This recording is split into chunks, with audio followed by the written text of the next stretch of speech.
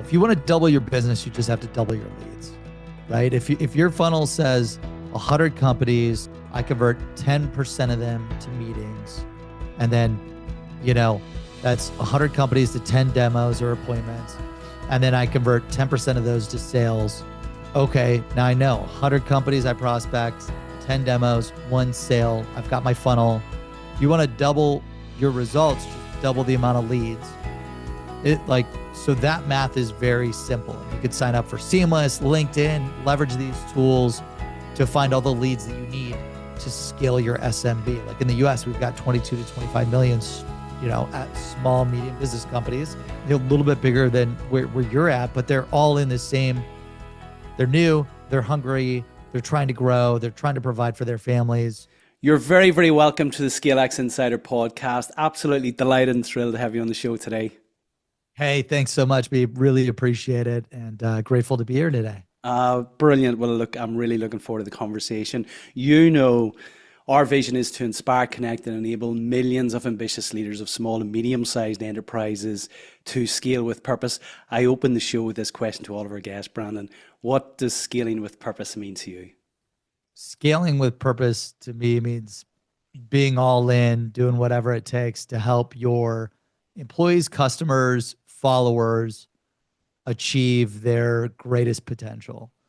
And to me, to achieve your greatest potential, that's 5 pillars: your professional potential, your personal potential, your wealth, your health, and your mental health. So, for me and my experience, going all in to help people that I know or don't know that follow me, sharing whatever I can to help them maximize those 5 core pillars to build the life that they've always dreamed of. Oh, I love that. I absolutely love that. Resonates really strongly. And I know you have really devoted your professional career to sharing your insights in terms of what great looks like in the context of those 5 pillars. And I have hugely enjoyed reading your wonderful book. For those who are listening, you won't be able to see me holding up The Power of Going All In. You've mentioned going all in a couple of times. Thank you so much for picking up the book, by the way. You're very welcome. It's wonderful. It's wonderfully practical. We're going to dive deep into this today. The 5th book we've just learnt that you've written after Miss Gesh, your English teacher, said that writing really isn't your thing. Growing up, was not a good writer. Wasn't into writing. Miss Gesh said I would never, be good at writing. And 5 bestsellers later, here we are, and 100,000 plus copies sold. So it's fantastic. Well done, you. What inspired you to write this one? This book specifically, this is from my own experience. So I believe that the fastest way to scale anything is to write it down. When I'm hiring, going from hiring 1 person to 10 people to 100 people to 500 people, we've hired over 1,000 people. And my team and I always get asked the same questions, like, how do you do this? What do you do here? What are the playbooks, the strategies, the scripts, the systems, the processes?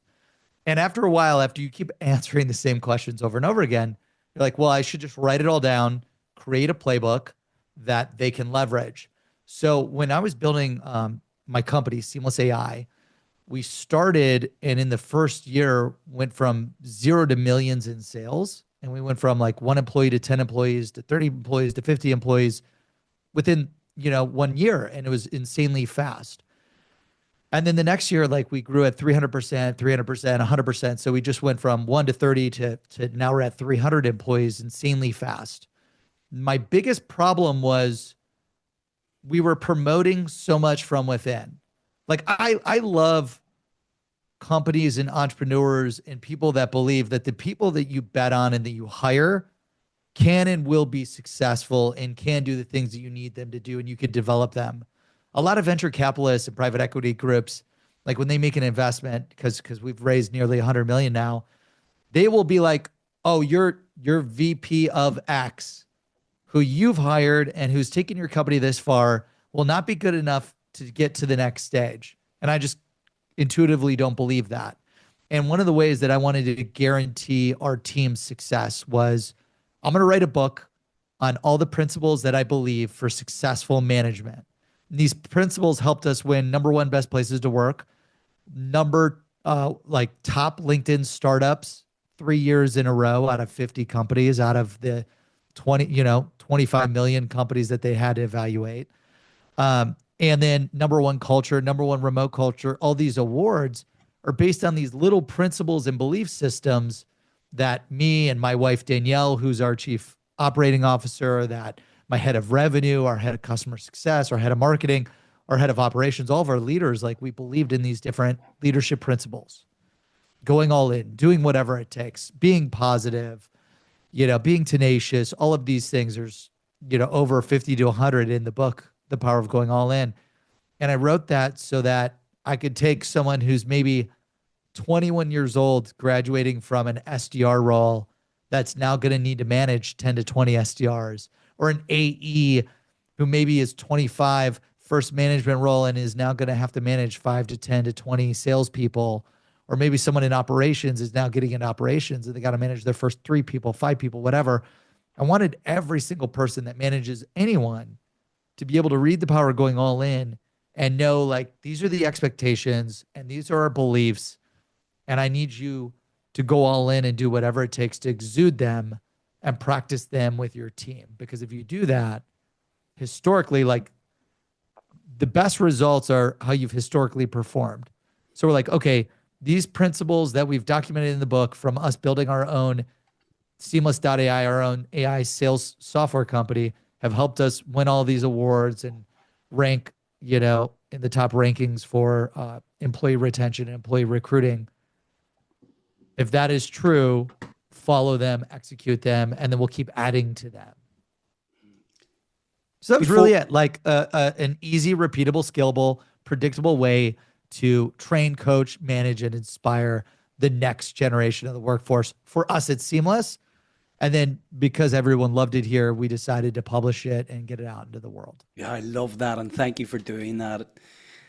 And you know why we did it? It's a principle for going all in. We did that because there's so many companies, there's so many people that learn secrets to success and they never share it. Like, they're so damn selfish.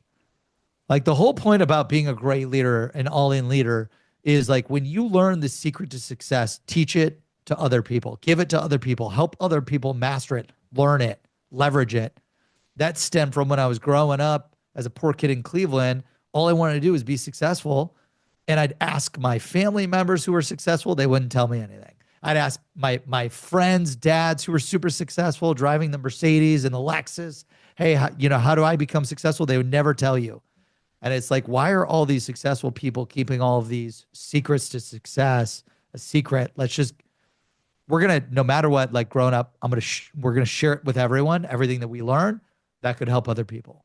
We sound like brothers from another mother. This is exactly the reason why we wrote our own book, Simple Scaling, and defined 10 principles of scaling enshrined within our own 10 principle ScaleX framework.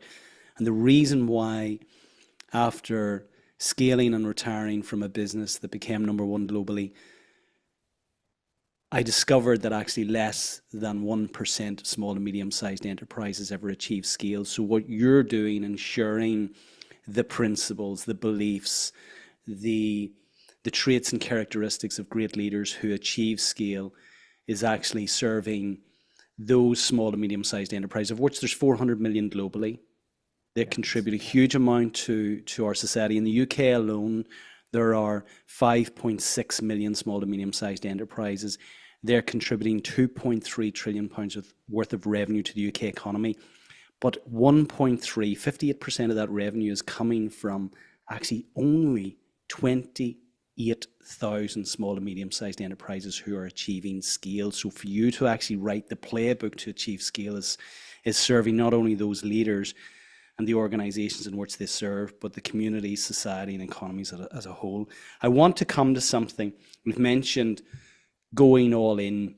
How do you define that, Brandon? Yeah, and I talked about the 5 pillars. Your professional life, your personal life, wealth, health, and really relationships. And when I talk about health, I mean like mind, body, spirit. When I talk about relationship, like, If you think about employees, a lot of companies just focus on the professional pillar. Like, I need you to perform. If you don't perform, I'm going to get rid of you and I'm going to find and hire someone that will perform. And for whatever reason, when we started the company, I spend more time with our team and our employees than my family, like, sisters, family members. Like, my wife and I, luckily we run the company together with an amazing leadership team, but we spend freaking 80 hours a week with our team, like building this great company. And we spend 80 hours a week with our customers, employees, whatever. So we just decided going all into us is, if you're if you're a great performer at work, but personally you're in shambles, or your health is in shambles, or your mindset is falling apart and you've got bad belief systems and limiting beliefs, or your relationships, you're doing a lot of toxic things with the relationships, or you keep a lot of toxic people around you, eventually it's a domino effect. One pillar will fall down and it will knock down the next pillar. So like, you could be doing great professionally, but then your personal pillar falls down and then it hits your health. And then because your health went to shit, it screws up your relationships. And if that goes bad, it screws up your finances. So like, all of these things, health, wealth, professional, personal, relationships, if any one of those goes down, you don't have this unstoppable empire and unstoppable moat to maximize your success. So to us, it's helping our team, it's helping everyone we know maximize their success in all five pillars. So helping them break down limiting beliefs, build the right beliefs for maximum self-development, maximum growth. It's helping you achieve all of your health goals. It's helping you achieve all of your personal goals, your professional goals, your relationships, being extremely supportive, and also being a coach to help you maximize your relationships and removing toxic relationships and toxic habits. All of those things will continue to build. And we believe by making those investments in our people, whether they're employees or our audience or our followers, and coaching and sharing and educating, that eventually that will lead to success, and that will come back around to help us increase our success. Yeah, again, resonates so strongly. I mean, I value health over everything else. People say, well, is it not your family? Is it not your wife, your kids? I said, well, no, it's health number one, because whenever I'm feeling healthy and well in my body and my mind, then I'm 100% available for my wife, my kids, my team, our customers, you know, and all of the demands that go with scaling a business. What do you guys do to support your team in consciously developing that health pillar without, and I've always found you've got to tread a fine line here in terms of stepping across this boundary where people say, hold on, what I do in my personal time, what I choose to eat, whether I choose to exercise or watch films in the evening, gorge out on Netflix, that's entirely my business. How do you 100%. guys encourage the development of that health pillar without kind of stepping across into somebody's kind of personal space and what Yeah, they uphold? that's a great point, Brandon. Like, we believe in an opt-in type of culture. So we're going to provide all this education, weekly tips, weekly videos, weekly education on these topics. It could be like an Elon Musk interview or a Dwayne The Rock Johnson conference presentation.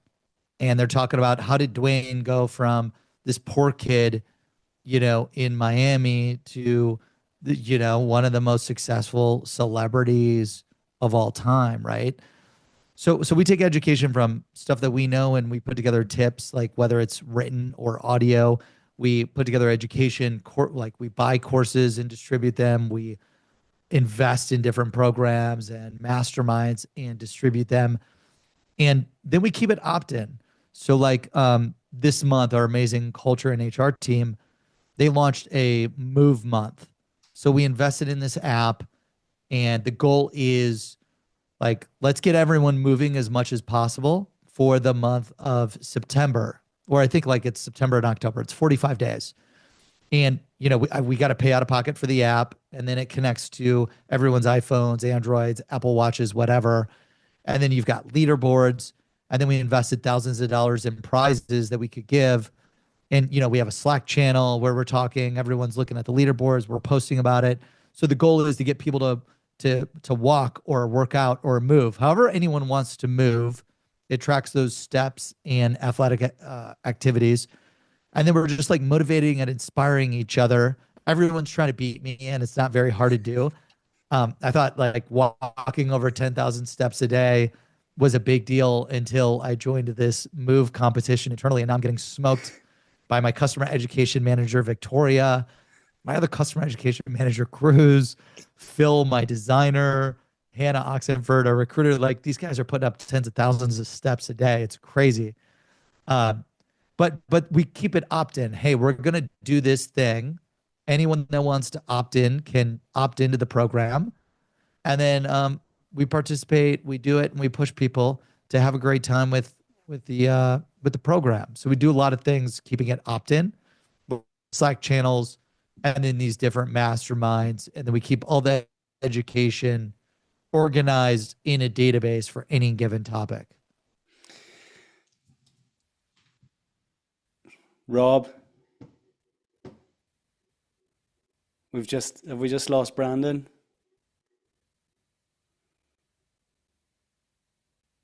Yes, we have. Yeah.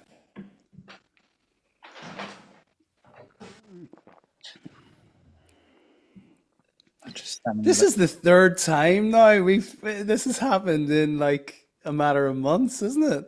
It's never happened. Didn't happen for 3 years, and then we had Jamie who fell off. Who else did we have? With somebody before Jamie, and now Brandon. Yeah, Larry might have been someone like that. Yeah, I don't know. I wonder if it's like satellites or like the I don't know what connection. What's common? Hey guys, sorry about that. Looks like we lost the connection for a second. Could be on our end or what. Yeah, look, where are you, on Wi-Fi or an Ethernet, Brandon? No, the studio just got built out, and the Ethernet's next. Right. Okay. It's because our end, it's stable. It's Ethernet based. So Is the audio and everything before that lag coming in okay? we just about got a nice kind of close on that clip, I feel, Rob. Yeah. Yep. So yeah, we're good. That this is sounding fine here at my end now. Yeah. Okay, cool. What We'll, was we'll it? just we'll just slice and dice it. And just Yeah, continue yeah. with the No, workshop. I think we're good. No, we just literally, you just finished, just closed on that one, so I'll come back in on that one. I absolutely love that. That resonates strongly with an initiative that we implemented in my previous company. We provided a voucher for Fitbits for anyone who wanted them, and the opt-in was hugely significant. We, like you, Brandon, we created the leaderboards, and what I found, which was a wonderful byproduct of that initiative, was the cross pollination and cross communication between teams. Like our financial controller, Monica, was heading out. So cool, right? Seeing With these somebody, different departments. absolutely, yeah. Everyone's competing in every department. It blows my mind. I love it. But you get people coming together who ordinarily wouldn't. They're in their little kind of functional silos, and now, when you've created this initiative, it breaks down all of that, and you get people building relationships just through this movement initiative, which actually builds social capital amongst the team, which is just wonderful. Something that you mentioned a couple of times now is belief systems, and I love the fact that you're conscious about addressing the limiting beliefs within your team. Can you share a little bit about what you do there? And maybe, I suppose, just for the benefit of our listeners, they will be familiar, they've heard it a lot, but just give them an understanding of what you mean by limiting beliefs and how you help the team actually remove those limiting beliefs? Yeah, I think limiting beliefs are things that you believe to be true based on probably how you've grown up or worked with bosses in other companies, that you name it, that aren't necessarily true. And a lot of the most successful entrepreneurs, um, they don't believe in limiting beliefs, and we don't operate within leveraging these like limitations that other people put on concepts or ideas. So like you know, for example, I'm in sales and we run a sales AI software called Seamless. Being in sales, they'll be like, okay, it's really hard to hit quota. And like, we just don't believe that. We know, like, okay, if your quota is $1 million, set the goal at $3 to $5 million, do the daily activity in the sales funnel to hit the $3 to $5 million number. And then you will hit 1 to 5x your quota. And like, there's a difference in belief. You've got one person who's a sales rep, and because we've hired over 1,000 people, we'll hire someone and we'll be like, okay, you've got $1 million quota. They're coming into it like, shit, I'll never be able to hit it. I will land somewhere between 500 and 800,000 in quota. So I have to break down that limiting belief that they worked at other companies to where it was very hard to achieve quota because they weren't given the education, the training, the sales support, the inside sales appointments, the marketing,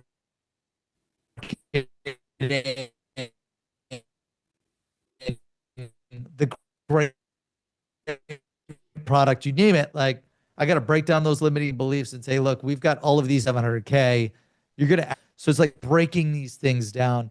And in the power of going all in, some of the greatest limiting beliefs that we try to break down is number one, killing the negativity and approach it with a positive mind. We will, like, we can do this. We will find a solution. I believe that we can do anything. Like, you got to have this positive, achievable, we can figure it out mindset, and that's a different belief than a negative, we can't do it approach. Another one is always staying coachable. The most successful people in the world are happy but never satisfied. So like, if you look at LeBron James, Michael Jordan, Tom Brady, Tiger Woods, Serena Williams, Oprah Winfrey, all of these top people in their field, whether it's athletes or celebrities or even just professionals, entrepreneurs, like Steve Jobs or Mark Cuban or Elon Musk, you name it, they are happy with what they've accomplished, but they're never satisfied. And then they're constantly coachable and trying to learn, what do I need to do next to improve and get better? So I think, like, step one, you always got to be positive and a can-do attitude. Step two, whatever you've produced in your results, be happy with what you've produced, but be super hungry to learn something new that you haven't done yet to improve and get better. There's always something we can always do to get better. And that's what we call stay coachable and the power of going all in. And then the last two major, foundations that I would say is you got to work hard. Hustle beats talent when talent doesn't hustle, right? Like, I remember when I was growing up in school, the same school where Miss Gesh told me I was I wouldn't be a good writer. My best friend would never study, never open up a book. And Steve would like get straight A's. And then for me in grade school and high school, I'd have to study for tens of hours, dozens of hours. Like, one test, he would study 10 minutes, ace it. I'd have to study for 10 hours. One test, he would study an hour. I'd have to study 40 to 100 hours. Like, I was never smart. I wasn't smarter than Steve. But eventually what happens is, like, the hard work and the hustle will outpace the non-hustle. Like, the hard work will outpace the smarts eventually over time with compounding interest. So if every day I'm putting in 1 to 4 hours of work on training, education, and self-development, while my buddy Steve is doing nothing, like, eventually I launched a company at 19 that did $12 million in sales, And it took Steve 7 years to graduate college. So you just saw over time the intelligence did not outpace the hard work. And if you can apply both intelligence and hard work, you can fucking do anything. Yeah. And like through that experience of working hard, okay, the hard work will pay off. That's where you got to put in the activity. You got to put in the work on you professionally, personally, health, wealth, relationships. You got to put in the work with self-development, books, courses, training, masterminds, reading blogs, reading social media, following the experts in your space. That's where the hard work is. And then the last big pillar, which is one of my other books, it's called Whatever It Takes. Are you willing to assume full responsibility for who you are and where you're at in life and do whatever it takes to achieve success? And when you match the being positive, coachable, hardworking, and you do whatever it takes, shit, you could do anything. I completely agree. All of that is, of course, predicated on the fact that people know where they currently are and also have a clear understanding of what it is they want to achieve. Can you share a little bit about the importance of purpose and vision in the context of scaling Seamless AI? Yeah, the purpose and vision for our company, when we started, we wanted to help the world connect to opportunity and positively impact billions. We're like, at the time there were 7, now there's 8 billion people, right?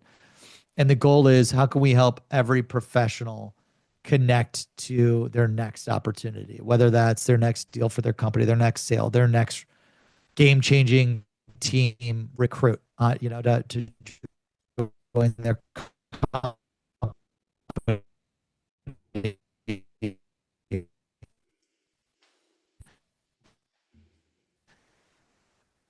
Whether it's an investor, you name it, because Seamless finds emails and phone numbers for every professional in the world. Mission and vision at the beginning, it was really big.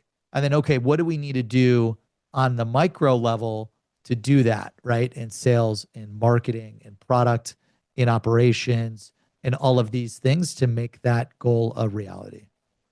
But that mission and vision guides kind of every decision, every hire, everything that we do at the company every day. I want to come to something in a moment. I've just detected, I think the internet, for whatever reason, is more stable when you're straight on. Whenever you switch to that view, okay. It seems to be more stable. For maybe it's just accidental or coincidental, but it seems to be more stable when it's like that. So we'll try that for a little while, see if I can prove my theory right here. But where was I in my head? I want to come back to something. You talked about the importance of attitude in relation to your team members developing that work ethic, that can-do attitude. Is that something you hire for? And if so, can you share with us how you increase the probability in the hiring process of ensuring that actually the attitude is consistent with that can-do culture that you're creating within the business? Yeah, I think we try to evaluate for those 4 things in every hire, every employee, and then we consistently kind of grade and coach to improve those core areas in every employee. The staying positive. So staying positive is all about like staying positive and staying coachable. A lot of questions you could do in the interview process per se around what challenges have they overcome throughout their life? Like, what are the biggest problems that you've encountered in your life? And how did you manage them and or overcome them? And then mute. Like if someone doesn't have any major challenges or problems that they could highlight and they're not introspective about like those obstacles that they were able to work through and overcome, we assume they're probably not that coachable. And then how they talk about it.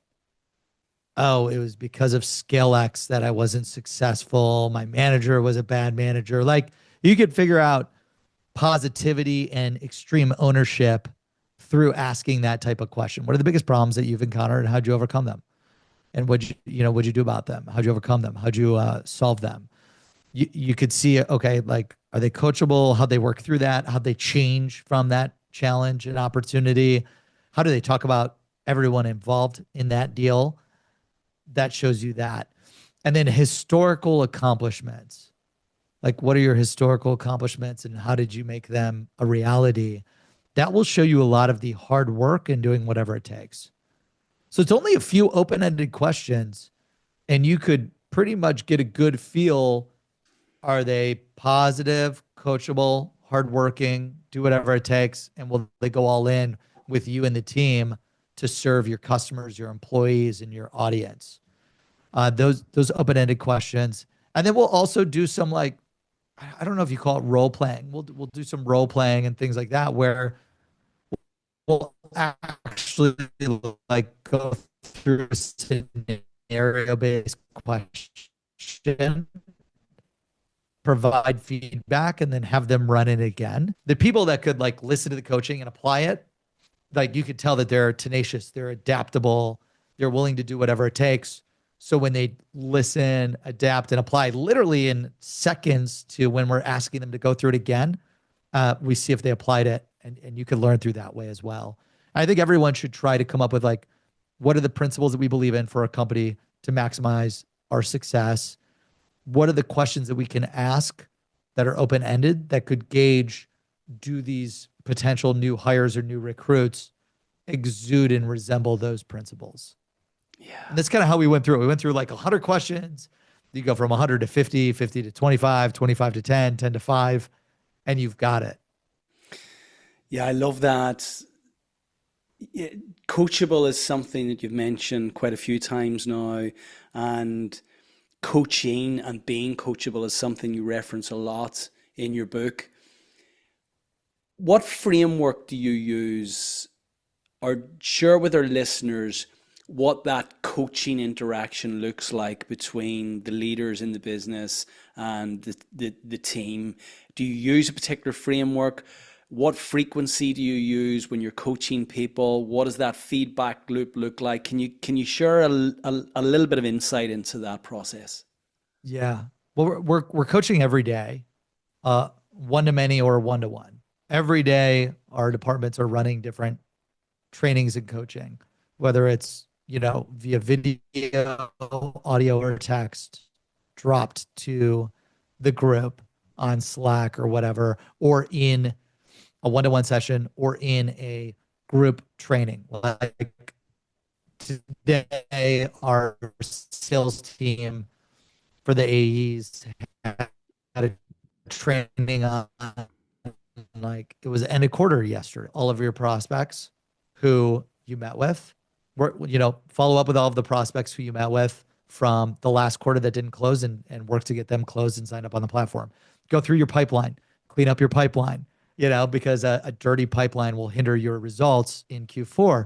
Then also, hey, make sure your new customers, because we had a record sales day yesterday, which is amazing. All of these new customers are now starting with our product. So I actually said, number one, make sure every new customer has everything they need to succeed with Seamless. Get them all the training, get them all the material, education, academy, live customer coaching calls, like get them the support channels, the knowledge base, get them everything. All new customers. We had a record day. The most important sale is the next sale with your current customers. The only way to get the next sale is to make sure that your new customers are super successful as fast as possible with their product. Number one, do that right now. Number two, make sure you follow up with anyone that was in the pipeline that was ready to close, that didn't close due to whatever, timing, objection, trial, you name it. And then number three, clean up your pipeline. So like that training was given to 150 people this morning at 9 a.m.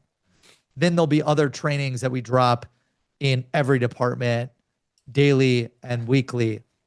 But the best way to do it is twofold. We look external and internal. I call it internal training and external training. Internal training. Hey, Brandon. Hey, Rob, what are you struggling with right now that I may be able to help you with? Because like I can look at data and see where things are dropping negatively or positively, and I'll coach you on that. That's the external. The internal is like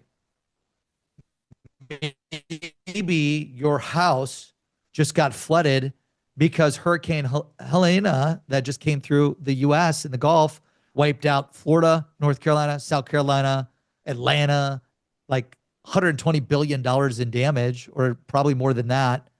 And you're in 3 feet of water and you're waking up to an Airbnb. Okay, now I got to coach you on like, how are we going to get through this? What support can we provide? How can I help you worry about your family and your personal life, and then worry about business? Because if the personal goes down, the professional will go down. So everyone's dealing with something different. Like another internal may be like, I'm really struggling. This came up with one of my AI chatbot engineers and growth hackers. He's like, Brandon, I'm really struggling. I'm in like 30 hours of meetings. And that only leaves me with like 10 hours of work a week. I'm like, shit, you're in 30 hours of meetings? He's like, yeah, I'm in all these different recurring meetings. I'm not adding much value. I want to respect the leaders, but I don't believe I need to be in all these different meetings. I'm like, well, shit, thank you. Like that's an internal struggle, internal problem. And now I can help coach them. Okay, here's what I want you to do, and I'm here to support you. Let's reach out to all these leaders. Let them know that 30 out of 40 hours of your time is spent in meetings, and you're trying to maximize the productivity and impact that you're delivering to the company and to every team member at Seamless.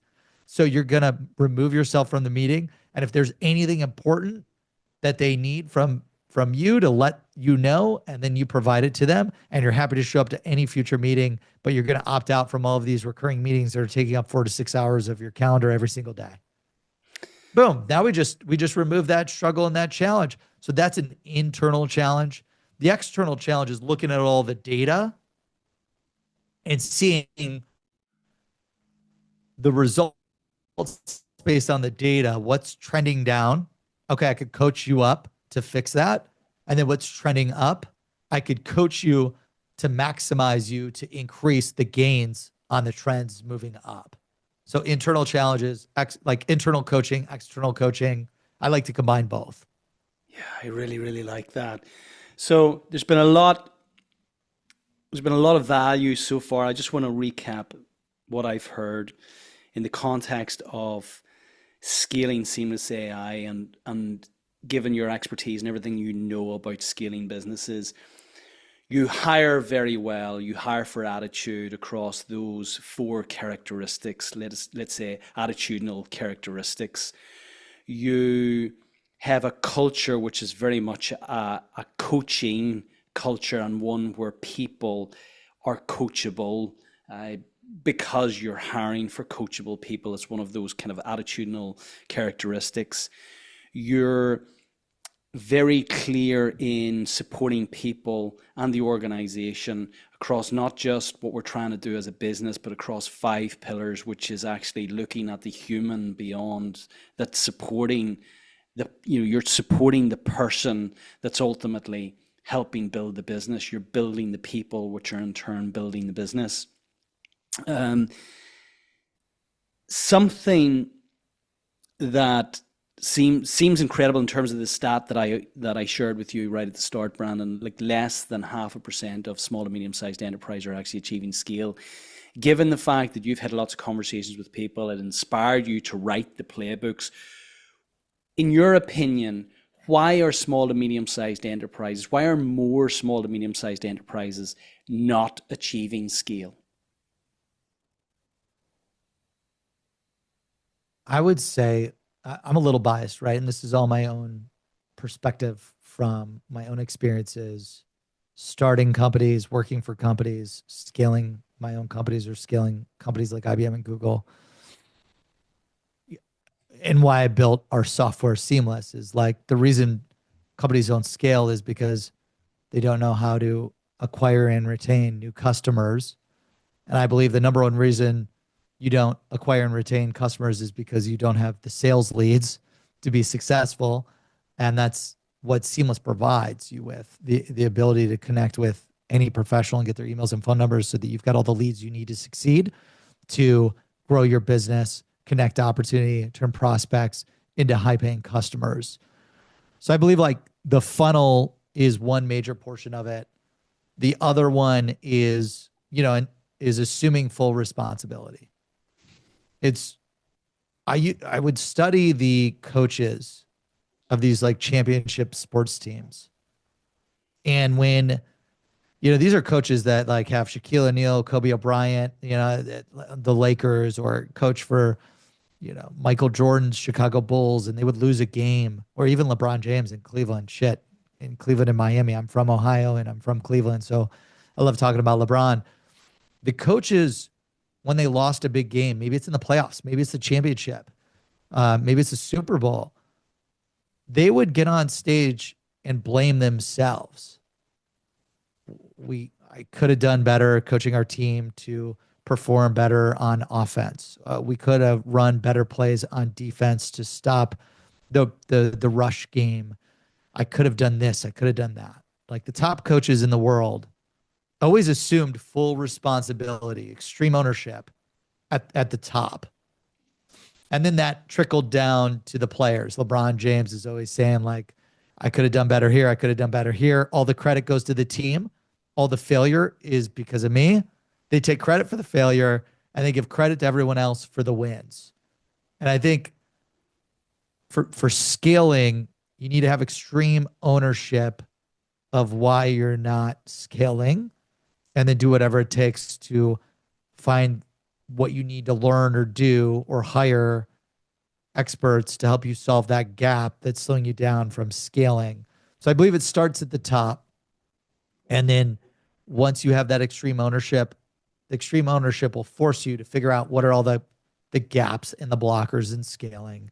And then you'll start to learn what you need to do that. And then because you've got extreme ownership, which I talk a lot about in The Power of Going All In, you'll fix those things and then you'll keep scaling. And everyone like goes through a scaling issue. Like every company goes through scaling challenges. I don't care if like you're one of the fastest growing companies in the world. We've been one of the fastest growing companies in the world. Every year you have things that will slow you down and that will speed you up. And you try to eliminate the things that slow you down, and you try to double down on the things that will speed you up. But eventually you will double down so much on the things that speed you up that you will hit a new roadblock and it will slow you down. Like for example, in the US, Verizon Wireless went completely down nationally here in the US. Like anyone with a Verizon cell phone couldn't call anyone else and couldn't get any calls. Like I didn't expect that. It is end of quarter, 24 hours. All of our deals, 25% of our deals come the last day of the quarter. And I've got 1/3 of the US population on Verizon down, right? So you could like, one way to talk about that is like, we could take the blame game and like, oh, I'm going to blame Verizon and then I'm going to miss my quarter. Or like you could assume responsibility, like shit, okay, Verizon's down. As the leader, I met with all the other leaders and our team of leaders met with their teams. Here's what we're going to do. We're going to triple down on emails, text, video, LinkedIn message. We will get to our prospects who are trying to finalize a deal with us. Let them know Verizon is down in the US. Let them know to email you. We're doing the deal via email. We're doing the deal via LinkedIn, voice messages, whatever. Like do whatever it takes across all the other channels to get the deals done. And then we had our largest day of the year, record finish to the quarter. I think those are some examples of like assuming full responsibility, finding possible solutions. Call it the 1-3-1 framework. What's the problem? What are the best 3 possible solutions? And then what is the data to tell you which solution to go with? Which one are you going with? 1-3-1. You leverage that framework for every stopgap slowing you down from scaling. Yeah. I love the saying, every level has a new devil in the context of scaling. When you For sure. 1000%. When you approach it like a video game, you know that, getting from 0 to 1 million is going to present certain challenges. 1 to 5 will present other challenges, 5 to 10 additional challenges, 10 to 25, you have new challenges. And it's just accepting that when you make the decision to scale, you're going to encounter challenges. But the beauty about scaling and being deliberate in scaling is that the challenges are of your making, which brings us back to the extreme ownership. If you're going to be in business, you're going to encounter challenges. I believe personally that they might as well be challenges that you make, because you've set this incredible vision for a future that you haven't got to yet, for a place that you've never been to, and ultimately be aware that you're going to encounter challenges along the way as you continue to progress in each new level. 100%. I love that. The new devil and the new levels, or however you said that. Is yeah, so every level has a new devil. So there's a number of things in terms of what I've heard there. One is very much the characteristics of the leader, and I love that. Having the agency over your own results. It's no one else's fault. It's either being a victim or a volunteer. You volunteered to start this business. You volunteered to be a leader within this business. You then understand it's implicit that you're going to encounter challenges. Those challenges you volunteered for, you address those challenges. You take agency and responsibility for addressing those challenges. I love that. That's a real characteristic of those who lead scaling businesses. The other you mentioned right at the outset, and it's something that Daniel Priestley, whom I interviewed a number of episodes back, Daniel talked about the importance of developing a lead generation system. Everything from a scaling perspective is downstream from lead generation. You have huge expertise, Brandon, in all things sales. You mentioned Google and IBM. Collectively, I believe that you personally delivered $100 million for both of those companies, which is just incredible.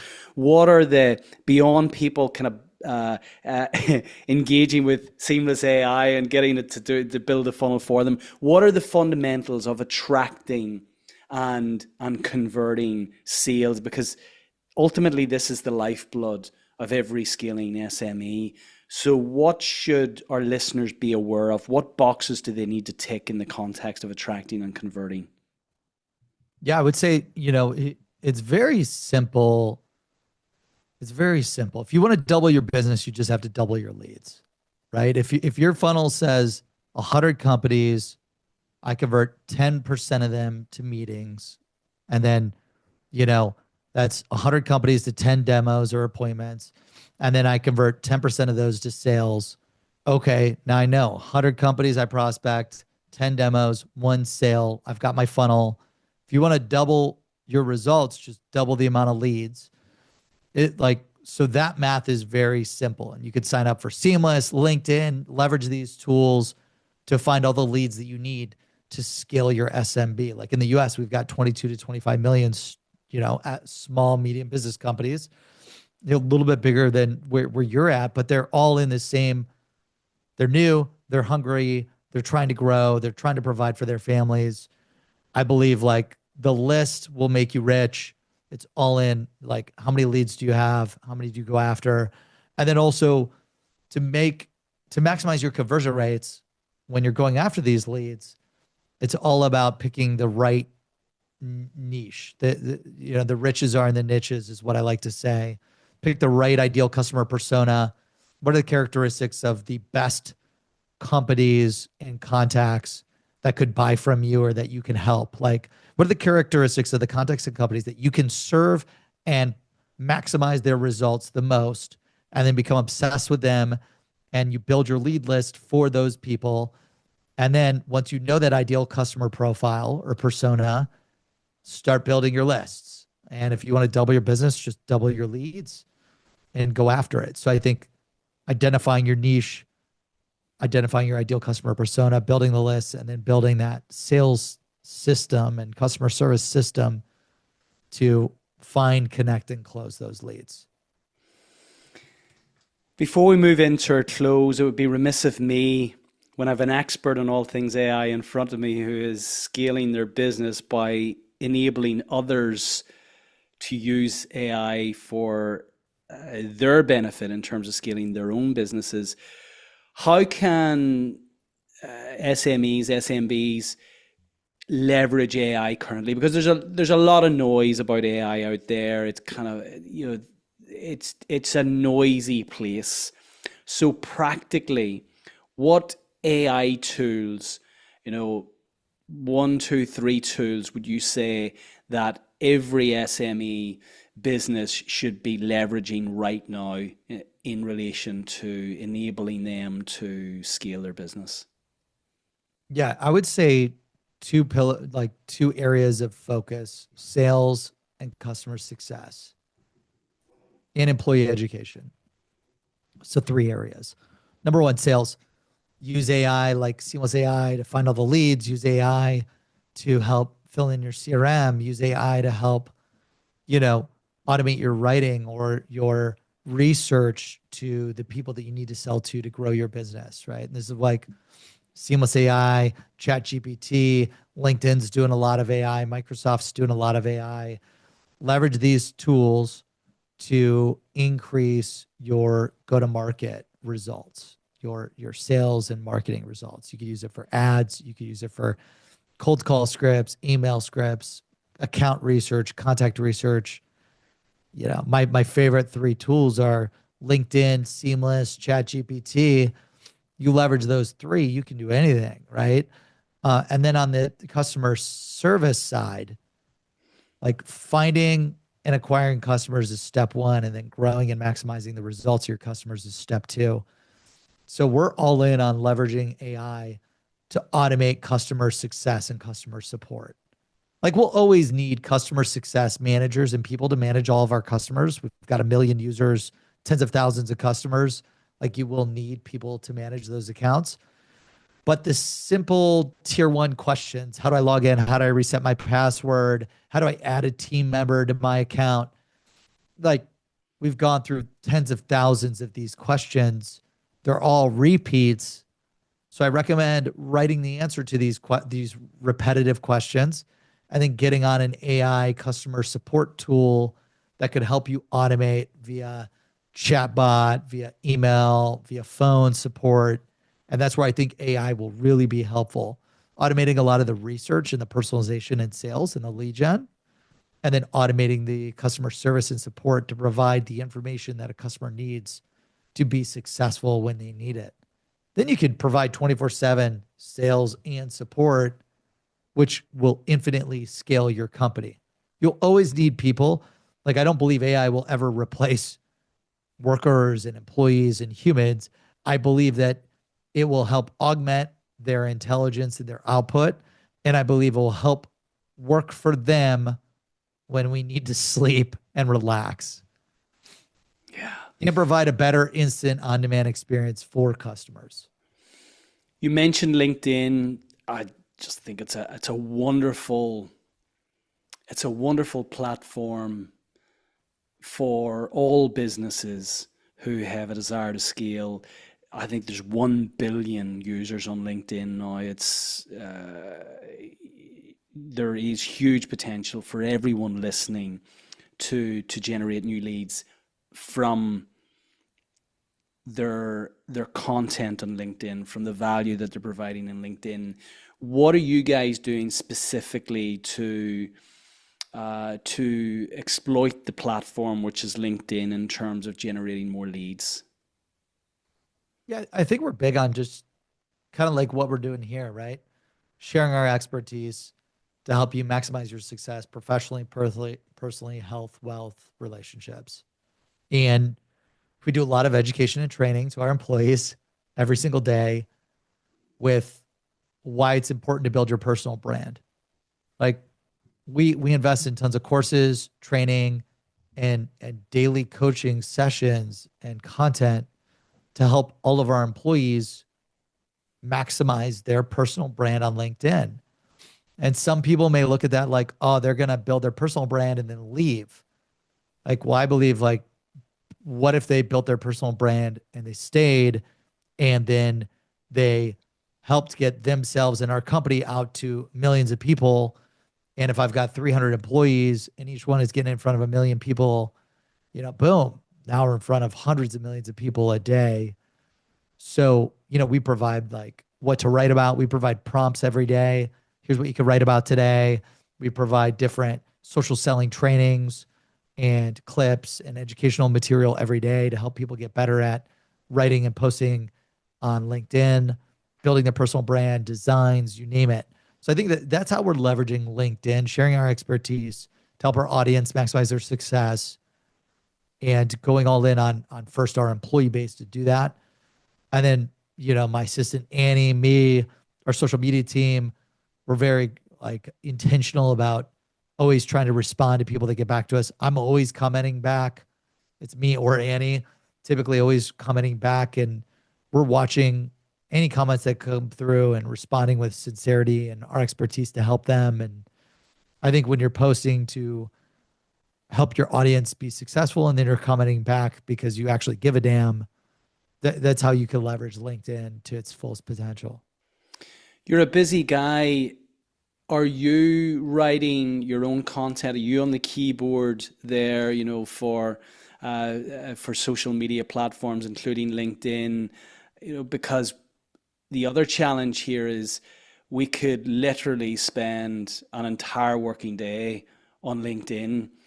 I commented to somebody recently, wouldn't it be incredible to build a platform like LinkedIn, which has become such a part of our day to day? We almost kind of feel, the day hasn't been complete if we haven't gone on to LinkedIn and posted or commented.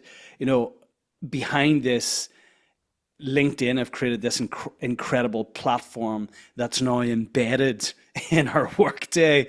How do you manage the social side of things such that you do not get sucked into that rabbit hole, which kind of we're all vulnerable to? Yeah, it can become a distraction pretty quickly. But when I wanted to write a book, the best piece of advice I got from a ton of the top sales authors, because sales is my industry and entrepreneurship is my industry. So I reached out to a ton of sales authors and entrepreneurs, and I'm like, I really have this aspiration to write a book, share what I've learned with other people. And like immediately right out of the gate, everyone told me like, just start writing daily. Like, they didn't say how long, how much. It wasn't like, oh, you got to write X amount of pages or for Y amount of minutes. It was literally the same recommendation across all of them was like, write every day. So then for me, when I'm writing, like right now, I'm knee deep in my 6th book. So every day when I wake up from 5 a.m. to 7 a.m., I'm writing my new book. And typically I'll spend like an hour, hour and a half writing in the morning. Now, those are like 10s or 20s of pages. Like a LinkedIn post, you could spend 5 to 20 minutes writing, or it could take a minute. It could just be an idea. Like, it doesn't need to take long, right?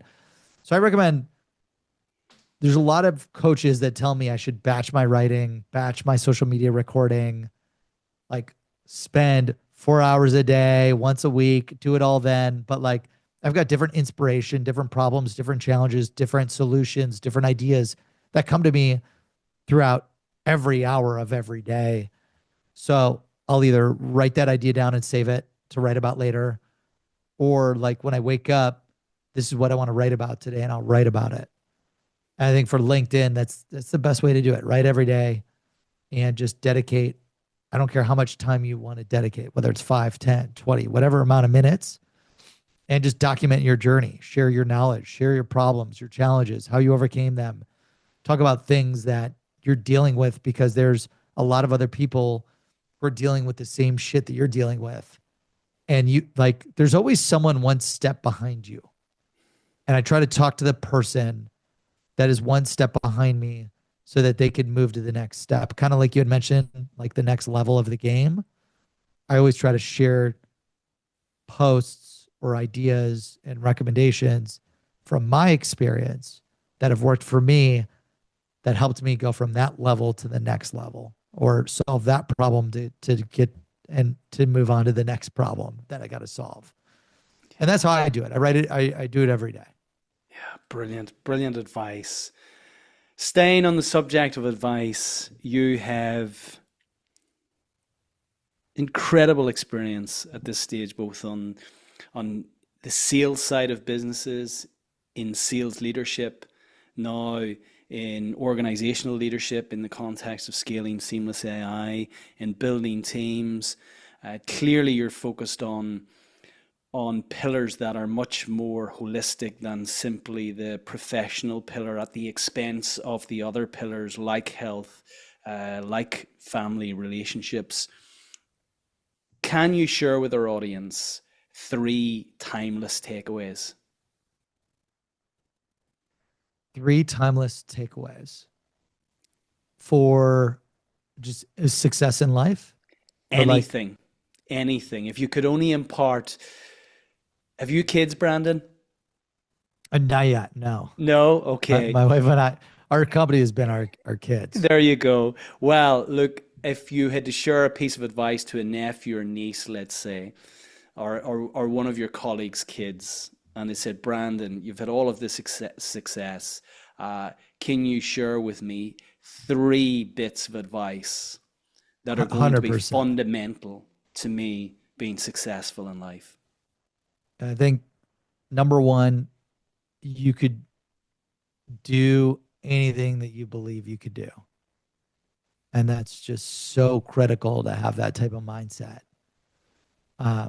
Number 2, whatever it takes. You know, this is my whole book and keynote. Like, if you do whatever it takes, like, you can have it all.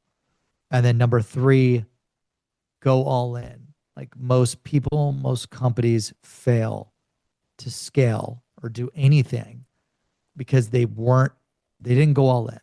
Like, there is no plan B. You got to remove the plan Bs. You got to remove the other options. You got to remove the other opinions and just like, I'm going to go all in, whatever it takes. I believe that we can achieve and we're going to make it happen. And those would be my 3 timeless pieces of advice for the audience. So profound. For such a young guy, there's so much wisdom in all of that. You mentioned you're writing a 6th book, Seamless AI, a team of 300 people right now. Given where AI is going, how big can this company be? Oh yeah, I mean, I believe the company with the products and the things that we're doing could easily be bigger than Salesforce or LinkedIn or some of the other largest companies in the world. Our goal is to build a lifetime business. My wife and I don't need any money, and we have no goal to exit for investors. Our goal is to just build an unstoppable business for the next phase of our life. And it was never like that. Like, we used to like, hey, we want to build a business to exit. And then like you achieve some success and then you realize like money and things don't bring you happiness. So it's like, okay, well then let's like build a massive company that changes the world and go all out and all in. And there is no option, no plan B. So I think for us, that's the goal, is like build a multi-billion-dollar company that has thousands of employees, tens of thousands of employees, hundreds of thousands or millions of customers. We got to launch a lot of different products. We got to open a lot more international offices to do that, UK being number 1 on the list. So it's thinking through like, okay, if we want to build a $100 billion company, like what products do we need to launch? What people do we need? What's the strategy to do that? And we're working through that now. It's really exciting. It's really hard, like a lot of new challenges. But if you've got the right mindset, like every challenge presents opportunity and you just go after it and you make it happen. I have no doubt, given what I've come to know about you, what I've read, the success that you've had to date, your mindset, the fact that you have clearly proved Mrs. Gish very wrong at this stage, you will achieve all of that. I've really loved the last hour. It's absolutely flown. I appreciate and value the experience that you've shared, the energy that you've brought to this conversation, the wonderful wisdom. I wish you every success in everything you're doing. Brandon, if people want to find out more about you, how best to connect with you?